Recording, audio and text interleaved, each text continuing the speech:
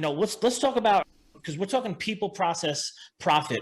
So for the profit word, which, listen, we're in business. You're in business. We're here to make money. We're here to make money so we can feed our families, feed our teams. Yeah. Let's talk about closing sales. From let's educate the food equipment world on, we want to be bigger profits. Is it really just about adding technicians, or is it about closing all those quotes that are open? There's so many quotes, hundreds of thousands of dollars a year go out the door because we're not closing them. This is a tool. Let's talk a little bit about the sales process. Yeah, so you look at a few factors, and again, no matter what technology you look at, you think about visibility and what that provides me. So I think about sales, because that's a real thing. And the ability for me to request quote help from the office or give the customer information is really hard. I'm unlikely to do as many quotes as I would do if it was simple as taking a picture of the data plate, shooting a 45-second video of the issue. And I know that link for that content is going to go straight to the office so they can hit this quote really quickly, which takes you to the next point, and it's more descriptive. Thus, the office, depending on how your company's set up, or your boss or whoever's looking at that stuff, evaluating it, they have better clarity, which is faster speed to quote. We see that speed to quote increases sales dramatically, because in the meantime, they're off kind of getting those 4 or 5 day turnaround quotes, or they're trying to source other people out. Your ability to provide that accuracy of quote. One of the biggest problems, again, between the office and tech, it's like, dude, I got 2 pictures and a sentence.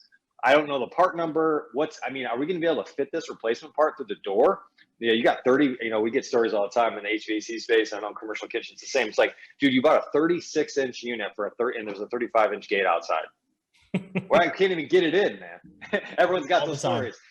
And so speed to quote, accuracy of quote, and then delivering that to the customer when they undoubtedly have do not exceed spending limits. They have someone they got to check with. And again, what they're used to getting is a piece of paper and a number, maybe a couple photos, right? Maybe if you're doing those kind of things. Think about how you're empowering your customers for preventative repairs, especially going, hey, this isn't dead now, but if you don't take care of it now, we're going to be back out here at an emergency call. I've got the part in my truck. I can get it tomorrow, whatever the case may be. Hey, I got a guy in another city that approves this stuff, or my general manager looks over a bunch of locations. Cool, we'll shoot it to him with the link and the video. It makes it real, right? It's not just a guy, again, back to trust. Oh, some dude, the guy said we needed this thing. They go, yeah, sure thing, they're supposed to sell. Oh, wow, that leak is a problem. I can see why that's a problem. And the impact to my restaurant is going to be dramatic if that goes out, because I'm going to lose a bunch of food. I'm not going to be able to cook. I'm going to lose, whatever the case may be. Yes. So there's specific things across the sales spectrum that it's important to look at. It's not just about videos for the purposes of just closing. Do I reduce the number of back and forth between the office and the technician because it's clear the first time?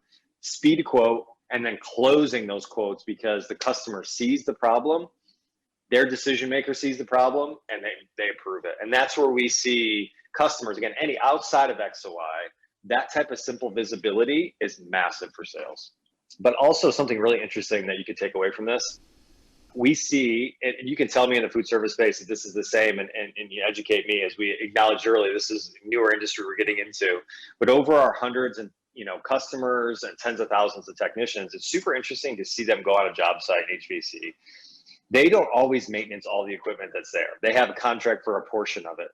They will go do with XOI kind of complementary evaluations of other equipment to give their perspective. Of course, that's a weighted activity. What they're really trying to go is, hey, I don't know who services this, but I just thought I'd point out, I looked at a couple of these other pieces, and this doesn't feel like the service is bad. I can't tell you how many stories from customers that the end customer goes, that other company was here 2 weeks ago, said they replaced filters, tightened belts, cleaned coils, did all this stuff. They clearly didn't, right? Or these are other opportunities. So for you, for that technician, for the customer, for the company, to go, I'm going to see what other equipment we would service on here that maybe we're not responsible for today, and do a quick 2-minute free evaluation. Send it to the customer, and they go, yeah, I work with this other company, but they're clearly not doing their job. You just pointed out 8 things you would do differently on this piece of equipment if you were servicing it. Just an idea, right? And when you have tools like that, you can quickly get those opportunities. Yeah, so I'll be honest, we're not doing that. I'm going to write that down when we're done here. This is something to implement, to look further and say, hey, listen, guys, I know we're just getting to the 30, 60-second videos. Let's do an additional one. Take a look at some of the other stuff. You might be there for the ice machine, but that does, maybe you finished 15 minutes early. Give them the full hour.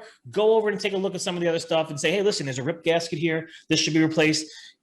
And this is going to show them, again, we're being proactive. We're saying, listen, we don't want your refrigerator or freezer to work extra hard. The gasket's coming off. You're going to need a compressor in 3 months because of that. Let's get the $70 gasket on and let's save you that compressor. Yep. Being proactive and showing the customer, listen, that's the care factor of all of this.